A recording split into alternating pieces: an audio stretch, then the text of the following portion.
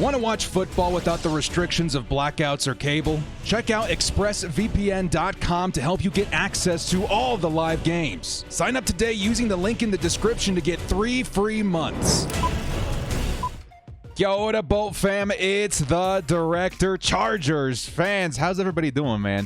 How's everybody doing, dudes? We got a game coming up Monday night, another primetime game for the Chargers, this time versus the Denver Broncos. And I know last week the Chargers maybe got some people excited, a nice and fun game versus the Broncos, even if the end was less impressive than desired. And then on the other hand, man, you got the Denver Broncos, who last week versus the Indianapolis Colts, that may have been one of the worst games I have ever seen in my adult life. That was tragic. And it has created kind of a narrative over both teams, right? The Chargers maybe a little bit on the rise and the Broncos on a sharp decline, but I do need to state this, man. Do not underestimate division opponents ever, even ones that are struggling with their quarterback, their health, etc., etc. This is going to be one of those games that's very critical for the Chargers going forward, who are now just trailing the Kansas City Chiefs in the AFC West. We'll get more into that in just a second.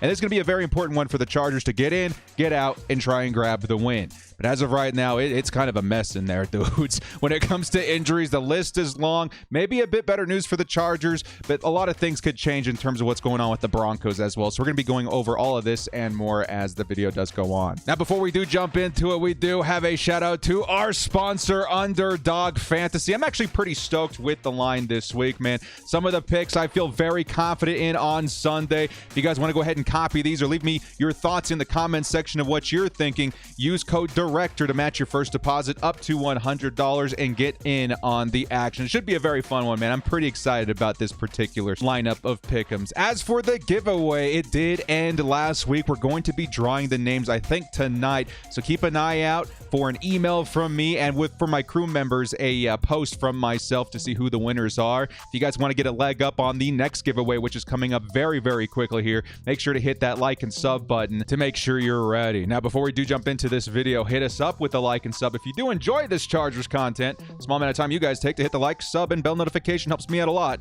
Let's get into it. Lights, camera, action.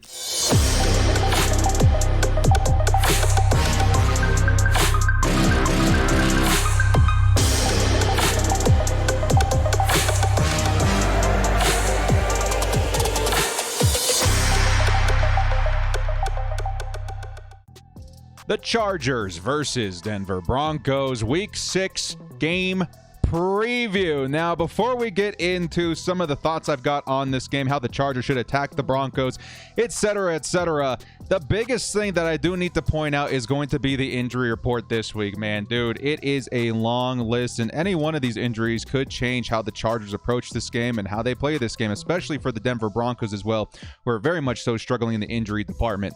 Now, as of recording this video, we do not have the official Friday report for the practices, but we do have what I would consider the Chargers like limited day, right? I do think it was more of walkthroughs, but it does give us a bit of a sneak peek of what to expect going in on Sunday. Now, limited, we do have Keenan Allen. I know he's been doing some drills. I did see Daniel Popper just post about this a couple of minutes ago. Keenan Allen, as of today, went through the first part of individual drills, running routes, moved side to side and ran sprints with the trainer 60 to 70% of the time, which is a good sign of his return eventually. What does it mean for this week? Honestly, dudes, with hamstring injuries, you can really never be sure. They're very unpredictable and do tend to linger. So all we can do is hope that Keenan Allen is back this week. I would say it's a pretty good 50-50 shot at this point, and one that honestly I hope that does happen, because in my opinion, I think Keenan Allen is particularly good versus the Denver Broncos. They call him Slayer. I do like to call him the Bronco Slayer. Next up for the Chargers, it looks like things are trending in the right direction for pretty much everybody right now. Dustin Hopkins, I do think, was in practice with his helmet on this week. I think he's expected to return on Monday. Zion Johnson, Joshua Palmer, looks like everybody is slowly coming back. So as for the Chargers, I think the news is mostly good. I think we're going to get most of these guys back. Keenan Allen being the only one where I'm like, we'll have to wait and see. Now for the Denver Broncos, and this is why I think the injury report this week is so important. The Broncos are down bad right now, man. And again, some of the players that might not be playing versus the Chargers on Monday could swing things heavily in the favor of the Chargers. And again, we're not hoping for injury, even versus, division rivals and stuff like that, but it's something to pay close attention to because it does have an obvious effect on game day. So Mike Boone being the first one here, he has been limited with a foot injury. I think he's more than likely going to play, but then again, you're talking about the running back 3. I think he does have potential. He's very fast and he does have some talent there, but it is one to monitor, maybe one of the more important, because I do think the Broncos are going to be leaning on their running attack quite aggressively with how the Chargers defense shows a particular weakness versus that part of the offense. Next up, Baron Browning. I think he's the man stepping in for Randy Gregory. He's been practicing in full, but Randy Gregory, I bring that up because Randy Gregory is not going to be suiting up versus the Chargers on this one, which, again, a very good talent there on the edge. You got Jonathan Cooper, outside linebacker, limited. You got Melvin Gordon, who's also limited with neck and ribs. This could also be another indication of how the Broncos might want to attack the Chargers with both of the running backs being limited. I do think both should suit up and be fine, but it's one to keep an eye out on. Josey Jewell, their best inside linebacker, in my opinion, did not practice. I think he's trending to not suiting up, and that's another big missing piece of that Denver defense that's been so good. PJ Locke is back. Dimitri Mathis, limited cornerback.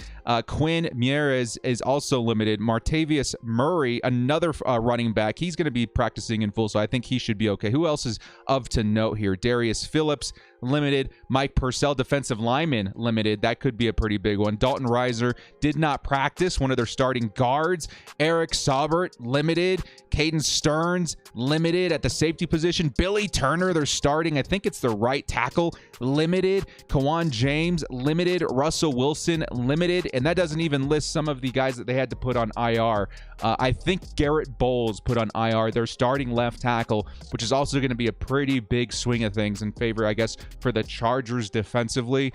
Lots and lots of names to keep an eye out on for the Denver Broncos. The one thing I do think is good for the Broncos, I've heard that Justin Simmons should be coming back from IR this week. That'd be a big boost for them, and obviously one that the Chargers have to keep an eye out for, as I do view him as one of the better safeties in the NFL. But still, man, that's a long list and a long section of today's video, because I do think whatever happens on Monday in terms of who's coming out on the field is going to carry serious repercussions to how the game is played out. And as of right now, the Broncos, they're going to need some time to heal up, and I don't know if up till Monday is going to be enough. So that's what we're looking at there. And to further push this point just a little bit, I did want to show you guys what their depth chart looks like right now with all the red just next to the names. And again, we're not hoping anybody's injured, but my goodness, it kind of puts into perspective the kind of players the Chargers will be facing up against on Monday in this primetime game. Latavius Murray being maybe the only healthy back on their roster right now. Their wide receivers seem to be okay.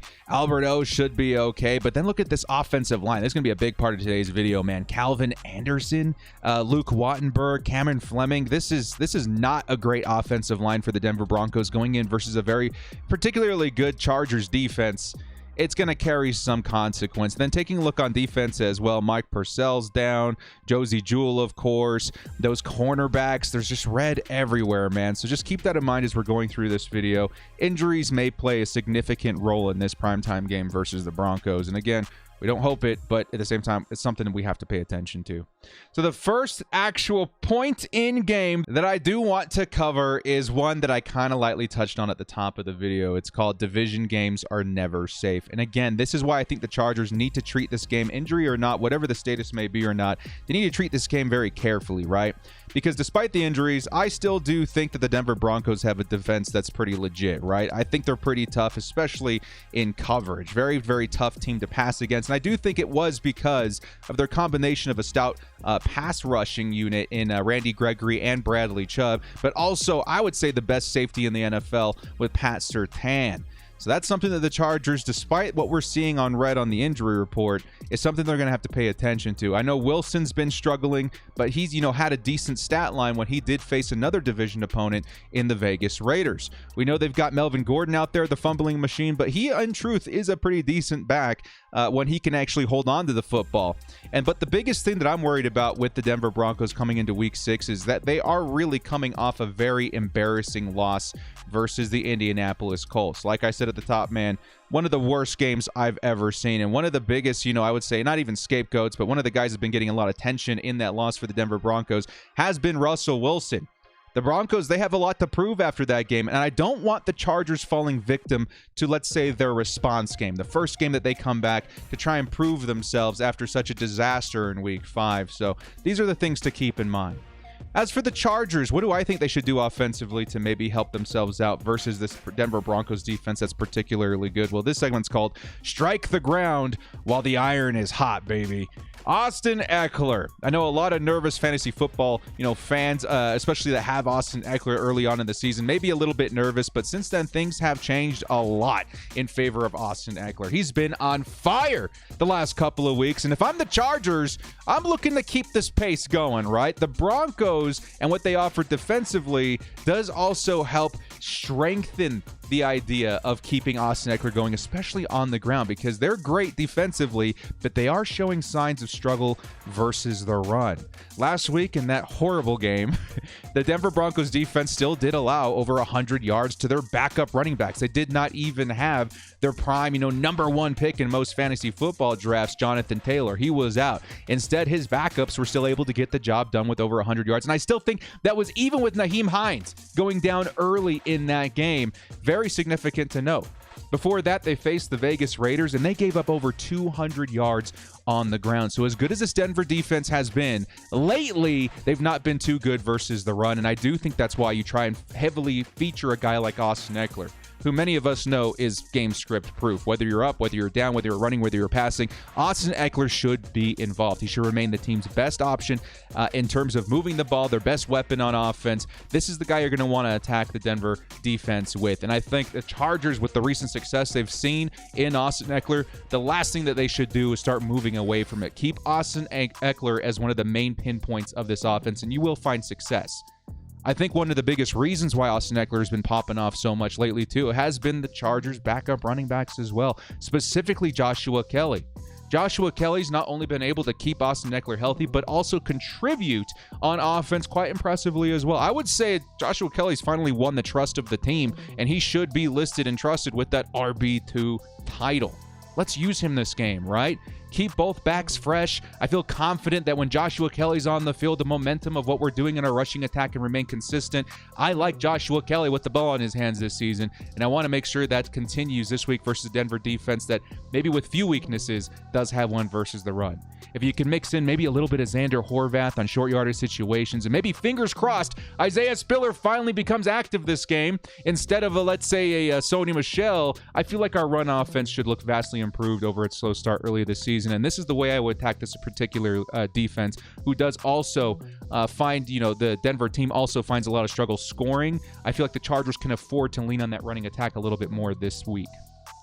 Now, speaking of which, Russell Wilson and the offense for the Denver Broncos. These guys have been pretty bad to start the season, right? And you know what's funny is that last year, we kind of had an idea of what to expect with Russell Wilson, okay? At the start of the season, I made a prediction when the Broncos went out and got Russell Wilson for their team. I said Russ will either elevate this team or crash it.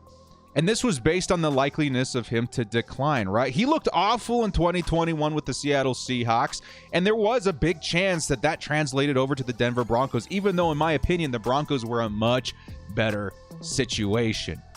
And with a team like Denver, I felt like, his potential was dangerous, right? He's got some weapons. He's got a defense. And as of right now, though, I don't know if that's going to matter. It looks like the Seahawks were right to trade him when they did, because that declining version of Russell Wilson is the version that we're seeing with the Denver Broncos right now. Wilson's decline has been sudden and sharp. Last week's game versus Denver and Indianapolis, again, was one of the worst I've ever seen, one of the worst offensive performances I've ever seen, and that is what the Chargers can maybe take into consideration this week. Wilson is in large part responsible for this, and I'm not sure if he's going to right the ship anytime soon. Now, my biggest worry, like I said before, was the scrutiny behind it. Quarterbacks, these superstars, they carry a lot of those words with them. And Wilson's been under fire since last week, man, pretty harshly. there is a case to be made that he's been thinking about this scrutiny all week, and maybe he's prepared to fire back at the media on Monday with a solid performance over the Chargers. That's what I'm hoping the Chargers can avoid if they can at all help it. Get the pressure in there early, force Wilson to toss it, make bad decisions, maybe get the lead on them to try and force Wilson into that situation. I'm hoping the Chargers cannot give Russell Wilson a platform to try and prove people wrong, if that's what I'm saying. Because again, I think the Chargers defense is going to make it very difficult for him to accomplish that, but still it's something to keep in mind. Because in my opinion, I know, if you guys didn't know this, in my past, I actually did produce a lot of, let's say, independent films and stuff like that. I'm a narratives guy. But in the NFL, I do feel like narratives are a powerful aspect of football. Look at his successor in Seattle. Geno Smith is that guy everybody's rooting for, and I do think he's using that momentum to his advantage. These things do happen. I just want to make sure that it doesn't happen with Russell Wilson in his bounce-back game versus the Indianapolis Colts. Don't give him the opportunity if you're the Chargers this week. One thing I will say, though, about the Denver offense at this point, do not underestimate Russell Wilson's weapons. Even if Russell Wilson is struggling, do not underestimate the players he's tossing it to. Now, again, just because I'm soft on Russell Wilson doesn't mean that they're dormant offensively. Denver, despite the lack of quarterback play, have some really great offensive weapons, courtesy of, let's say, their wide receivers. Courtland Sutton, Jerry Jeudy are some of the better, or one of the better wide receiver duos in the league, in my opinion, even with Russell Wilson. And if Wilson is struggling, one of them still has the ability to make a play themselves, whether it's a jump ball to Courtland Sutton or carrying it, or I should say running it, an additional 20, 30 yards with Jerry Jeudy and that speed. He does have the weapons. And the Chargers, they're going to need a decent response defensively to answer these particular players. Luckily, we do have Derwin James, J.C. Jackson, Asante Samuel Jr. Those guys will be up to the challenge. But I would say my biggest worry as a Chargers fan this week is funny enough going to be J.C. Jackson. He's my biggest concern. I think Asante Samuel Jr. can hold down Jerry Jeudy for the most part, but J.C., who I would imagine is going to see a lot of Courtland Sutton, is going to need to step up this week. I know a lot of Chargers fans a little bit worried about his performance so far in the year. He is coming back from a recovery in ankle surgery. I think some of that speed is lacking due to that recovery right now, but it's time to kind of put up, right? I was hoping it would be last week versus Amari Cooper. That didn't happen. This week versus Courtland Sutton, hopefully that ankle is closer to 100%. We do see some of that closing speed return because I do think the Bolts are going to need it. If anything, just don't give Russell Wilson any leverage to try and come back. But then you've got their running backs, right? Denver hasn't been particularly good at running the ball this season, but the talent is there nonetheless, I would say, right? Without Javonte Williams, the team is a much less threat, in my opinion, but, the Chargers defense is also not the best run defense in the league. And I do think Denver likely knows this. If the Chargers can keep Melvin Gordon and Boone, bottled up for the most part, I do have confidence their secondary can handle Russell Wilson. I just don't want to hand any momentum to Melvin Gordon or Boone either because, again, the Chargers, they were really good in response to Nick Chubb last week. I do feel like they only gave up something, under 50 yards to Nick Chubb in the second half. But you're going to have to make sure that you don't give them any momentum in the first half to kind of run away with a ridiculous stat line. I think they're capable of that, but I also think the Chargers are capable of sorting it out and not giving them much room defensively. So I like that a lot. The next point I want to make is about perhaps the best player on the defense for the roster of the Denver Broncos, and that's going to be Pat Surtain, man. This segment called Only One Way to Be Surtain. I think this is going to be a tough game for one Charger on offense in particular, and that guy's unfortunate name is going to be Mike Williams. Mike Williams has been on fire, and I do think that he can find success despite the odds, but Pat Surtain is a different kind of beast in the NFL, probably one of the top 3 corners in the NFL, if not the best one in a lot of people's opinion. And there's an argument that Surtain could be sticking to Mike Williams like glue. There's also an argument that he could stick to Keenan Allen if he returns, but Surtain, in my opinion, is a better answer for a player like Mike Williams. Surtain is tall, he's fast, he does match a lot of those, let's say, traits that Mike Williams carries, and Williams has been a great wide receiver one for the past couple of weeks for the Chargers, who are missing Keenan Allen right now. So what this is going to do is create a tricky situation for Justin Herbert to read the field this week, right? I would imagine Surtain keeps Williams largely unavailable and some of the plays that Justin Herbert has been looking to maybe even, extend drives and stuff like that are going to have to be found somewhere else. But there is a swing side to this, right? The Broncos, be it a very good defense versus the pass, I do feel like they have a few weaknesses. We talked about their run defense a little bit. They're not as efficient through the air in defending receiving backs like Austin Eckler either. And that's a very big plus if you're the Chargers. Use Austin Eckler as the motor of the offense this week, and I think you're going to find some success. But their slot corner as well, I do have to point out, is struggling big this season. I think allowing a quarterback rating of about 100 throughout the season. And if you're Justin Herbert, that's where I'm going to be looking a lot this week. If Surtain is stuck to Williams like glue, attack the slot. And depending on who's available, this could be a very big game for either Keenan Allen or Josh Palmer. I know a lot of people may be a bit disappointed in Josh Palmer and his performance this year, but this could be a pretty good opportunity for him to make a difference versus the Denver Broncos, keep drives alive, and maybe carry some scoring potential with him as well. And the Chargers, like I mentioned before, if they follow the rhythm of a running attack this week, I feel like they're going to also find more space to pass if the running attack is consistent. And they happen to have the right weapons to attack the soft spots of this defense for the Denver Broncos. So it could be a tough week for Mike Williams, but I do want to add, let's say if a few decent drives by Keenan Allen or Josh Palmer, let's say that draws the attention of a Pat Surtain, he starts covering one of them, well, that's when you're going to take your shot to Mike Williams on the mismatch. So I still do think Mike Williams could be involved this week, but I also do think the other weapons like Austin Eckler, even Josh Palmer, are your best way at attacking this Denver defense, which is still pretty impressive in my opinion.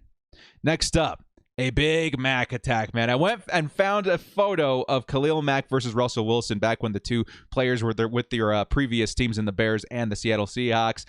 And you know what? I think we're about to see another big performance by Khalil Mack here in Week 6. Now, the Chargers, if you will remember, dominated Week 1 versus the Raiders. And I do believe that's because the Raiders had a very poor offensive line. And man, did they go ham, especially when we had Joey Bosa and Khalil Mack on the same line.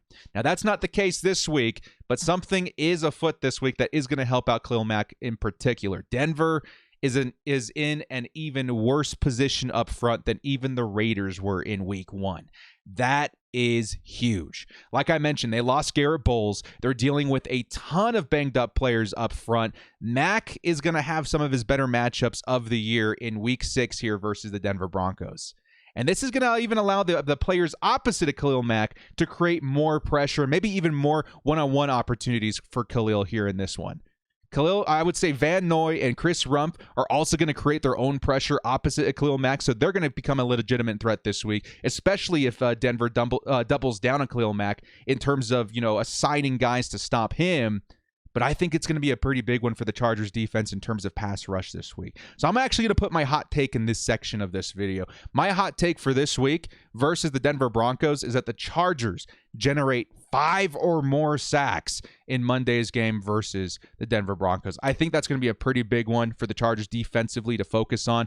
Get after Russell Wilson, force some bad decisions, some bad throws, and let your DBs, who have been pretty efficient this year, generate some big plays in terms of turnover. Heck, let Khalil Mack feast and go to work and try and generate a forced fumble of his own. I think the Chargers are definitely in favor of generating some turnovers this week because of the situation that the Denver Broncos are in with their offensive line. So keep that in mind. Lastly, the last thing I did want to cover are the repercussions of this game. So I know every game is important, particularly division rivals, but I do want to state what the AFC West kind of looks like right now, right? And what the situation is this week in particular. The Chargers face the Broncos, right? Carefully, because it's a division game, but this game is very winnable. This would put us at 4-2 this season with 2-1 in the division. That's pretty dang good. And this week in particular, the reason I feel like it's so important is because the Chiefs are facing the Buffalo Bills. By far and away the most dangerous opponent the Chiefs have had this year. If the Bills can take down the Chiefs while the Chargers defeat the Broncos, adding another win and division win to their column, both teams would definitely be more in a head-to-head situation. They would both be 4-2. The Chiefs would just hold a very narrow lead with one less division loss, which again could change in the next month or so. They then face the 49ers and the Titans in the following weeks. Again, right now, the Chargers in a softer state of games. The Chiefs kind of approaching a stiffer state of games in their mid part of the schedule. I think this is where the Chargers can take that leap and try and jump the Chiefs, but you've got to clean up games like Week 6 versus the Broncos. Do not go in too cocky. Take this opponent very seriously. Pay them the respect that they deserve on the parts of their team that are very lethal, and make sure you get in and out right away. So my score prediction in this one, I'm going to say maybe a bit of a lower scoring game this week because, again, both defenses definitely pretty good, but I do think the Broncos' struggling offense is going to be the nail in the coffin for them. So my score prediction is going to be Chargers 25. Again, nothing ludicrous, but the Broncos 12. I think that could legitimately come in the form of field goals if need be, but it could be coming in the form of a touchdown or two there, or a touchdown either way too. I just think that, again, the Broncos not going to find a lot of space versus the Chargers. If they attack them on the ground, the Chargers more than likely are going to be able to figure that out. They figured out Nick Chubb last week, and this to me does result in a game that's not too high scoring, but one that does show off the defenses just a little bit. So my bottom line in this one, the Chargers need to view this game the same way that they would view, let's say, even Kansas City. I understand the situation of both teams. I understand the situation of Denver in particular. But just because Russell Wilson is struggling doesn't mean he doesn't have the potential to pop off, okay? Especially while surrounded with so much scrutiny right now. This is one of those games that they cannot turn into a trap game for LA. Wins at this point of the season are crucial, and Denver is in a bad spot right now in health, momentum, identity, everything. But the Chargers, with this being the case, they just need to take advantage of this and move in quick and get out, right? Get in, get out. Don't take your foot off the gas. Don't put yourself in a bad situation. Of all the games that we've played this season, as a matter of fact, I hope this is the one that the Chargers can handle cleanly. Raise your hand if you're a Chargers fan and the heart attacks are starting to add up a little bit, right? This needs to be one of those few games where we escape without a heart attack and drama. It's a performance that would carry the confidence, or I should say it's a performance that would carry confidence for the team and hopefully repair some faith in head coach Brandon Staley. But this game needs to be handled cleanly, efficiently, and with haste. Get in, get out, try to make as few mistakes as possible, trust your defense, maybe change the mindset of the analytics just a little bit just to prove a point if you can, or maybe just try and restore faith in the Chargers that some of those decisions aren't going to be something that carry on into the rest of the season. Use this game to repair confidence for your head coach while also making sure that foot on the gas mentality does remain offensively. I think Joe Lombardi's been doing a pretty good job in calling games these last few weeks. I would like to see that again this week. You don't need a ridiculous score over 30 points. You just need to show me that you can maintain drives and maybe keep an emphasis on time of possession this week, because the Broncos aren't going to have a lot of answers offensively. If you can give them even less time, I think that puts us in a very good spot. So it's going to be a difficult, I shouldn't say difficult, but it should be a tricky game to manage. Just make sure you handle it responsibly, head coaches, or the coaching staff of the Chargers. Well, guys, let me know in the comment section what you think of this game. Give me your score predictions in the comment section below as well. And also hit us up with a like and sub on your way out if you did enjoy this content. Thank you so much for joining me. This has been The Director. We'll see you next time. And as always, bolt up and stay frosty. Don't let this turn into a trap. Do not.